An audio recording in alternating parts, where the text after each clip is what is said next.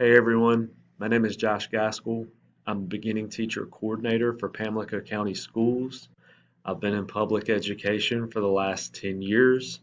I served as a high school social studies teacher prior to this position. I got my bachelor's degree in communication from NC State, Go Pack, and my master's degree from East Carolina University in teaching. In addition to this role that I serve for the district, I'm also an adjunct instructor of history for several community colleges.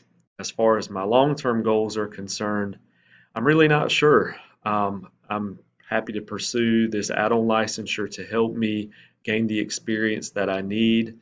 It's definitely been great, useful information that I've been able to apply to my own job that I currently have.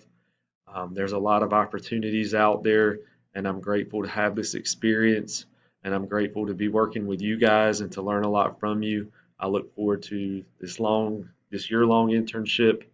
I'll be serving here at Fred Anderson Elementary School. That's our only elementary school in the county. It's also the site where I'm based at. So I look forward to working with the students and the staff here in pursuing our goals and to reaching success and hope everybody has a great semester.